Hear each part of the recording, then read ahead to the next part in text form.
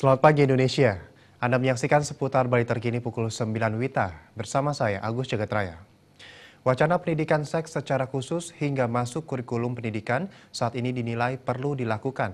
Pendidikan seks dapat dilakukan dengan menyelipkan pada mata pelajaran tertentu. Hal tersebut diungkapkan praktisi pendidikan I Gusti Ngurah Anom. Meningkatnya kekerasan seksual yang melibatkan kalangan remaja dan anak-anak saat ini telah mencapai tahap mengkhawatirkan.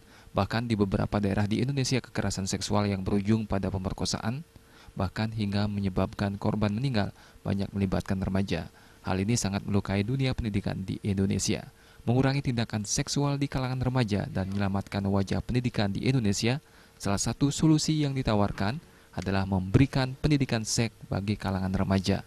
Menurut praktisi pendidikan Gusti Ngurah Anom, pendidikan seks dinilai sangat diperlukan dewasa ini. Menurutnya pendidikan seks dapat dilakukan dengan menyisipkannya pada mata pelajaran tertentu. Hanya saja pendidikan seks dilakukan dengan tidak vulgar serta sesuai dengan norma dan adat ketimuran. Pendidikan seks dini itu adalah cukup penting karena seperti kata tadi adalah anak-anak zaman sekarang karena zaman global.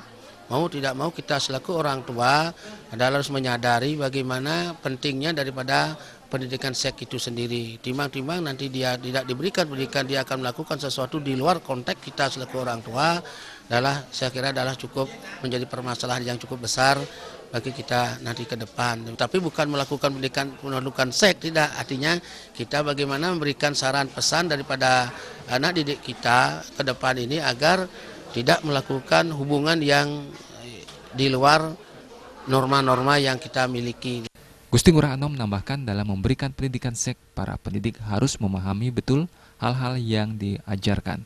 Jangan sampai siswa merasa diajarkan tentang aktivitas seksual. Angga Ratana dan Indra Wijaya, Bali TV. Nantikan kami di seputar Bali terkini 1 jam mendatang. Selamat pagi dan sampai jumpa.